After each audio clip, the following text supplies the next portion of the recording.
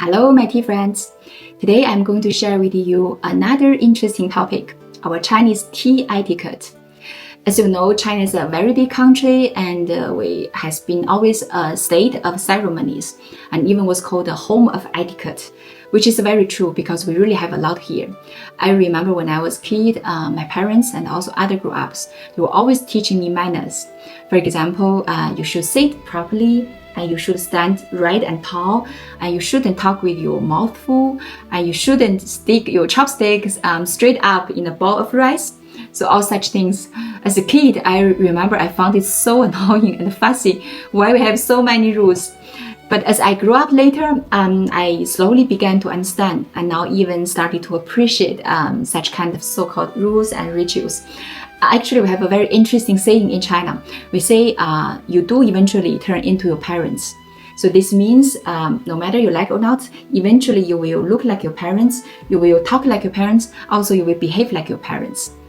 I think there's a little bit of truth inside because I think something only and must come with age and life experience. But still, in order to understand and to respect and even to follow such rules, we need to know the meaning behind. Otherwise, it's only a burden. But the good thing is in China, I think most our rules and rituals, and they carry very good attitude.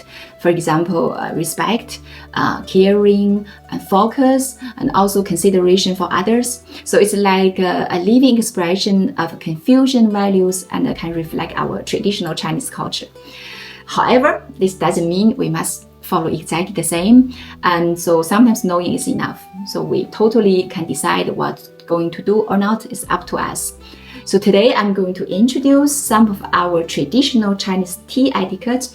So whether you are a host or guest, and there are some little customs behind, and they all carry beautiful meanings. So let's first start from a host perspective. Being a good host is about making your guests feel welcomed and respected. First, after all the guests are seated, and now you can take the tea leaves out from the tea caddy. Make sure the whole process, you will not touch tea with your bare hands, and in order not to pollute the tea, you can use a scoop or spoon or stick. The amount of tea depends on the type of tea. Usually for one session, we use between 3 to 5 grams. And after this, you can show the color, also the shape of the tea to your guests. And also proactively to introduce the characteristics of the tea variety. And you also can offer the guests to sniff the tea leaves. And then the guests can pass this around to smell and appreciate. So now we need to warm up the teaware. So because this can help the tea leaves to release their aroma better.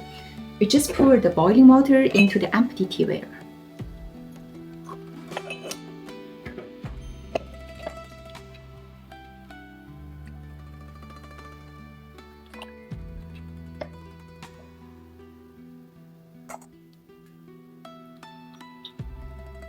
And after this, you can directly pour the water into this tea tray.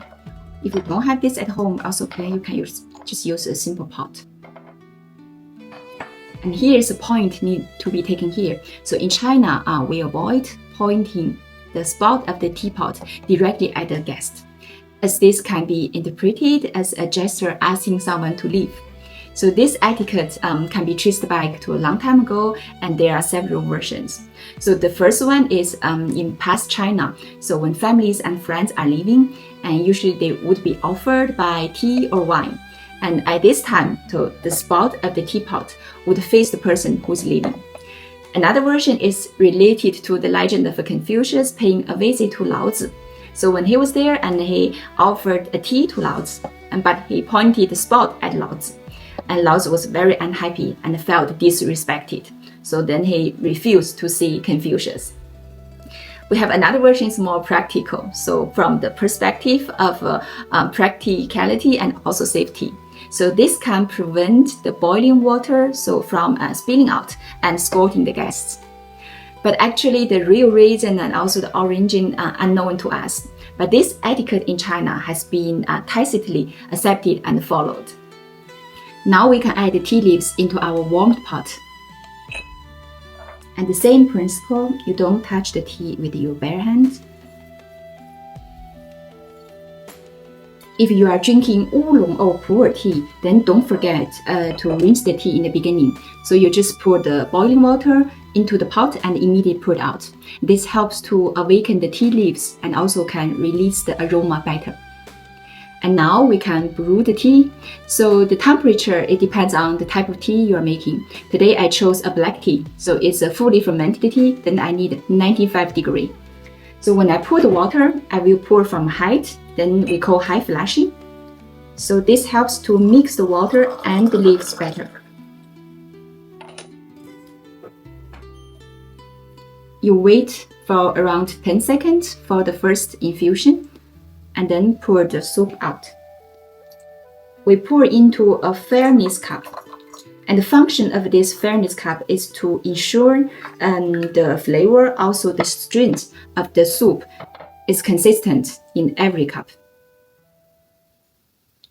Then you pour the tea into the cup.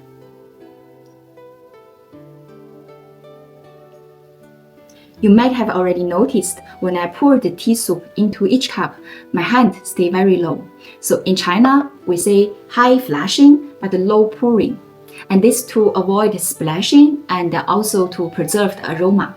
Another detail, you see, I didn't pour the tea soup into the cup fully, around 70% only. And this practice is often summarized by a saying, for wine, give full cup, for tea, give half cup.